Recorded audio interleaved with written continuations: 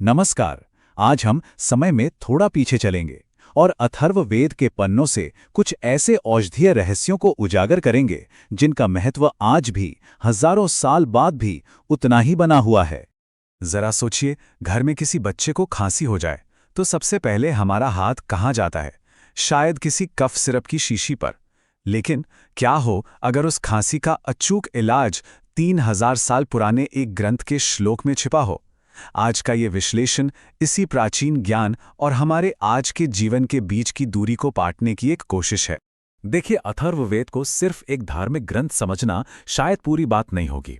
असल में ये आरोग्य का एक बहुत ही व्यवस्थित खजाना है, एक ऐसी औषधि श्रृंखला जो हमें सिखाती है कि प्रकृति के साथ तालमेल बिठाकर कैसे स्वस्थ रहा जा सकता है।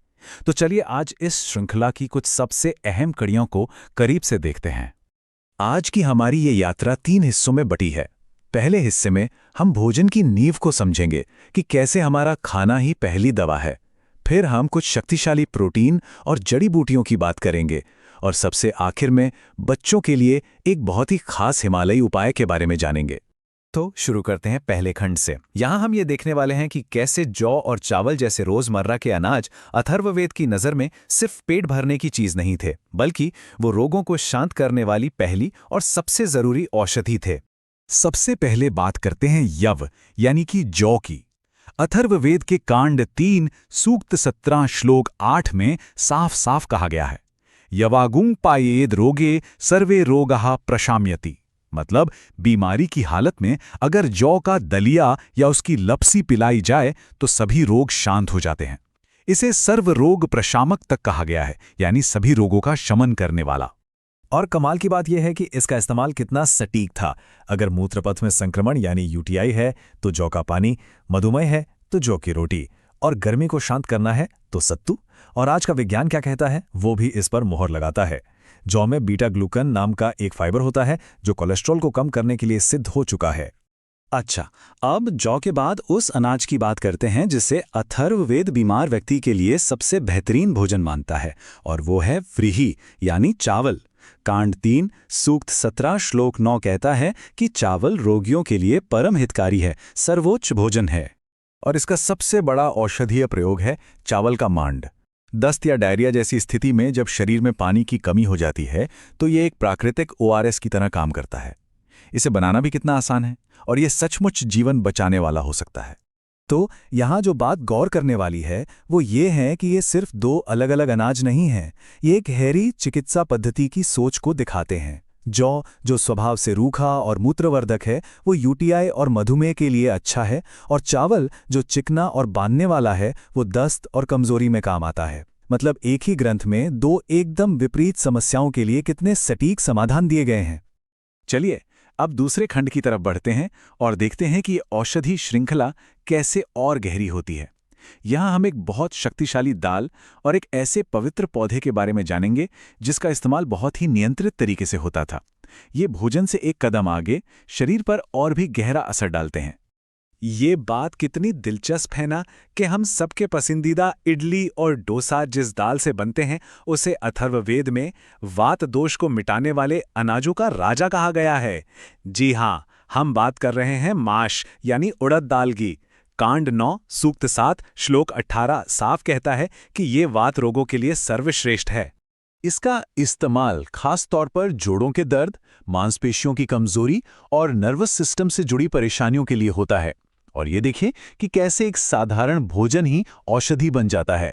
जब उड़द दाल को इडली डोसा के लिए फर्मेंट किया जाता है तो ये एक प्राकृतिक प्रोबायोटिक में बदल जाती है जो हमारे पेट के स्वास्थ्य के लिए भी बहुत अच्छा है।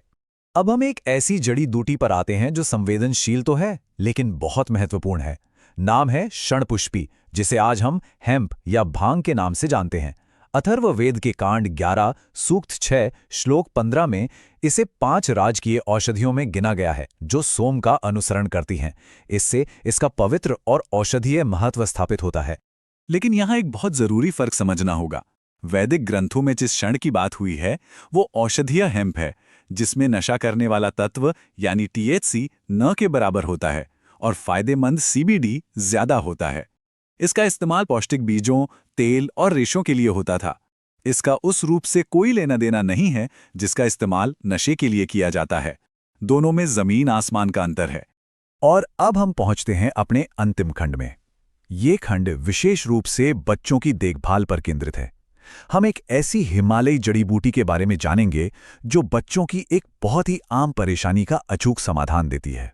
जी हां, सिर्फ एक जड़ी बूटी जो खास तौर पर बच्चों की खांसी और सांस की तकलीफ के लिए ही बनी है, और इसका नाम है कर्कट श्रृंगी। अथर्ववेद के कांड 8, सूक्त 7, श्लोक 20 में इसका वर्णन कितना सुंदर है। कर्कटश श्रृंगी श्रृंगाकारा बालानाम कासनाशिनी, यानी केकड़े के सींग के आकार वाली ये औषधि बच्चों की खांसी को नष्ट कर देती है। इसके नाम में ही इसकी पहचान और इसका काम दोनों छिपे हैं। असल में कर्कट श्रृंगी कोई फल या फूल नहीं है।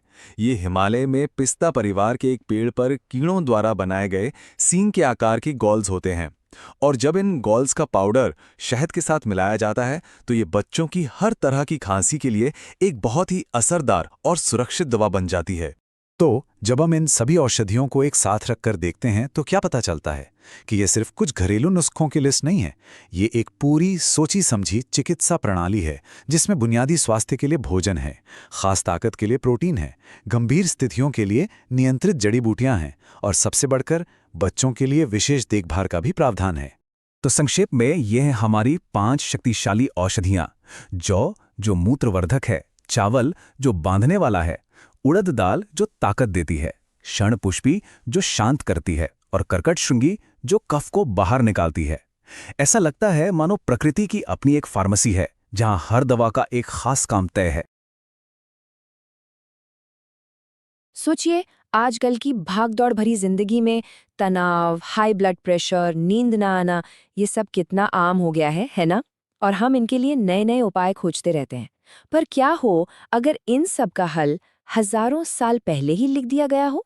कभी ऐसा लगता है कि तनाव आपके जीवन पर हावी हो रहा है, कि रातें बस करवटें बदलते हुए निकल जाती हैं, शरीर में एक अजीब सी बेचैनी, एक असंतुलन सा महसूस होता है। ये आजकल की बहुत आम परेशानियां हैं जिनसे हम में से कई लोग हर रोज जूझते हैं। तो चलिए आज अथर्ववेद को सिर्फ एक पुराने ग्रंथ की तरह नहीं, बल्कि सेहत और कल्याण के लिए एक प्रैक्टिकल गाइड की तरह देखते हैं। तो आज का हमारा सफर कैसा रहेगा? सबसे पहले हम देखेंगे कि ये प्राचीन नुस्खे आज भी कितने काम के हैं। फिर मन और नींद के लिए जटामांसी की बात करेंगे। उसके बाद शरीर को साफ करने और नई ऊर्जा देने के लिए गुग्गुल और शिलाजीत को समझेंगे। फिर आएगा सर्पगंधा और कुटज का नंबर, जो हमारे अंदरूनी संतुलन को ठीक करते हैं। और हाँ, सबसे आखिर में हम ये भी समझेंगे कि इस अनमोल ज्ञान को सावधानी से कैसे अपनाना है। तो हमारा मकसद साफ है, इस 3500 साल पुराने ज्ञान को आज की जिंदगी के लिए प्रैक्टिकल, एक्शनेबल इंस्ट्रक्शंस में बदलना। तो चलिए सबसे पहले बात करते हैं मन और नींद की शांति की, और इसके लिए हम चलेंगे जटामांसी की दुनिया में। ये एक ऐसी कमाल की जड़ी बूटी है जो तनाव को कम करके एक गहरी चैन की नींद लाने में मदद कर सकती है। अच्छा, ये बात हम ऐसे ही नहीं कह रहे। इसकी प्रामाणिकता मिलती है अथर्ववेद के कांड 8, सूक्त 7, श्लोक 21 में। श्लोक कहता है, जटामांसी सुगंधा च मनः शांति प्रदायिनी निद्रा हेतु स्मृति प्रज्ञा। अब इसका सीधा सा मतलब क्या है? मतलब ये है कि जटामांसी सुगंधित है, मन को शांत करती है, नींद लाने में मदद करती है, और तो और याददाश्त और बुद्धि को भी तेज करती है। तो सवाल ये है कि इसका इस्तेमाल कैसे करें? बहुत आसान है। जटामांसी, ब्राह्मी और शंख पुष्पी का पाउडर, तीनों को बराबर मात्रा में मिला लीजिए। फिर इस मिश्रण को पानी में उबालकर इसका एक काढ़ा मतलब एक डिकॉक्शन तैयार कर लें। और बस गहरी और शांत नींद के लिए इस काढ़े को सोने से ठीक पहले पी लीजिए। अच्छा, मन को शांत कर लिया, अब बात करते हैं शरीर की शुद्धि और नई ऊर्जा की। और इसके लिए हमारे पास 2 बहुत ही खास वैदिक चीजें हैं, गुग्गुल और शिलाजीत। और मजे की बात यह है कि ये दोनों एक दूसरे के काम को पूरा करते हैं। अथर्ववेद के कांड 5, सूक्त 28 में गुग्गुल को शोधक कहा गया है, मतलब शरीर की सफाई करने वाला। श्लोक कहता है, वात मेदो विनाशाय शल्यकी प्रशस्यते। इसका सीधा सा अर्थ है कि शरीर में जो वात का असंतुलन होता है और जो एक्स्ट्रा फैट यानी मेद होता है, उसे खत्म करने के लिए गुग्गुल की बहुत प्रशंसा की गई है। तो इसका सही इस्तेमाल कैसे करना है? सबसे पहले तो शुद्ध किया हुआ गुग्गुल ही लें। इसे त्रिफला चूर्ण के साथ मिलाएं और शरीर के मेटाबॉलिज्म को, मतलब पाचन और ऊर्जा बनाने की प्रक्रिया को बेहतर बनाने के लिए इस मिक्सचर को सुबह खाली पेट लेना सबसे अच्छा है। अब आते हैं शिलाजीत पर, जिसे कायाकल्पक कहा जाता है, द रिजुवेनेटर। कांड 8 सूक्त 7 का श्लोक इसे सबसे बेहतरीन रसायन बताता है। अब रसायन का मतलब क्या है? रसायन वो है जो शरीर को फिर से जवान और एनर्जेटिक बनाए। श्लोक है सर्वरोग प्रशमनम रसायनम अनुत्तमम, मतलब ये सभी रोगों को शांत करने वाला और शरीर को नया जीवन देने वाला सबसे उत्तम पदार्थ है। तो इसे लेना कैसे है? देखिए, एक बात हमेशा ध्यान रखें, शुद्ध और असली शिलाजीत ही इस्तेमाल करें। इसका बस एक छोटा सा हिस्सा गर्म दूध में अच्छे से घोल लीजिए और फिर शरीर में एनर्जी, स्टैमिना और वाइटैलिटी बढ़ाने के लिए इस दूध को सुबह सुबह पीजिए। तो इन दोनों का फर्क समझना बहुत जरूरी है। इसे ऐसे समझिए, गुग्गुल जो है वो घर का सफाई कर्मी है। वो सिस्टम से फालतू चर्बी और गंदगी को बाहर निकालता है। और शिलाजीत वो है एक बिल्डर जो शरीर में नई ऊर्जा और ताकत बनाता है। एक साफ करता है, दूसरा निर्माण करता है। चलिए अब आगे बढ़ते हैं और दो बहुत ही पावरफुल जड़ी बूटियों पर ध्यान देते हैं। ये वो जड़ी बूटियां हैं जो हमारे शरीर के बहुत ज़रूरी इंटरनल सिस्टम्स जैसे ब्लड प्रेशर और डाइजेशन को रेगुलेट करने का काम करती हैं। सर्पगंधा कितनी शक्तिशाली है, इसका अंदाज़ा आप सिर्फ इस एक बात से लगा सकते हैं। 1952 में हाई ब्लड प्रेशर को कंट्रोल करने के लिए दुनिया की जो पहली मॉडर्न दवा बनी थी, रिसरपीन, वो इसी पौधे से निकाली गई थी। सोचिए, हजारों साल पुराना ज्ञान आधुनिक विज्ञान की नींव बना। और यहीं पर एक बहुत बहुत जरूरी चेतावनी, इसे बिल्कुल ध्यान से सुनिए। सर्पगंधा एक बेहद शक्तिशाली जड़ी बूटी है, इसका इस्तेमाल अपनी मर्जी से कभी ना करें। केवल और केवल एक क्वालिफाइड वैद्य या आयुर्वेदिक डॉक्टर की देखरेख में ही इसका सेवन किया जाना चाहिए।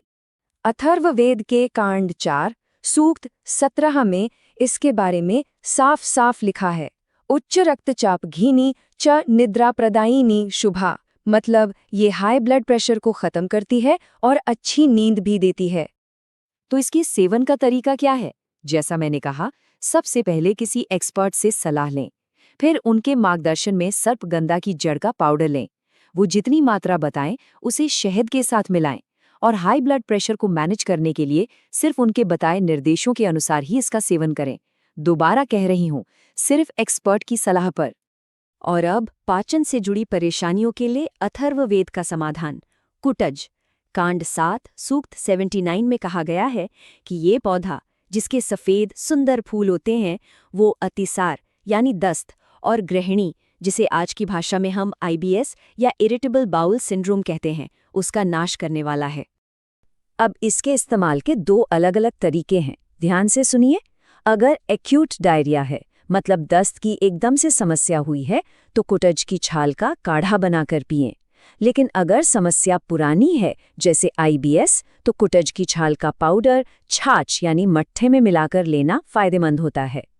तो आज हमने इन 5 शक्तिशाली जड़ी बूटियों के बारे में जाना, लेकिन देखिए, इसका मुख्य संदेश सिर्फ ये नुस्खे जानना नहीं है। असली बात ये समझना है कि ये जो प्राचीन ज्ञान है, इसका इस्तेमाल हमें पूरे सम्मान, पूरी समझदारी और सावधानी के साथ करना चाहिए। चलिए एक बार फटाफट सब कुछ दोहरा लेते हैं। जटामानसी शांत नींद के लिए ब्राह्मी के साथ काढ़ा बनाकर, गुग्गुल मेटाबॉलिज्म के लिए त्रिफला के साथ खाली पेट, शिलाजीत शरीर में नई जान डालने के लिए सुबह गर्म दूध के साथ, कुटज दस्त या IBS के लिए काढ़ा या छाछ के साथ, और सबसे जरूरी बात जो भूलनी नहीं है, सर्पगंधा का इस्तेमाल केवल और केवल प्रोफेशनल गाइडेंस में। ये प्राचीन ज्ञान हमें एक नक्शा तो देता है, एक रास्ता तो दिखाता है। सवाल ये है कि क्या हम इस रास्ते पर पूरे सम्मान और जिम्मेदारी के साथ चलने के लिए तैयार हैं?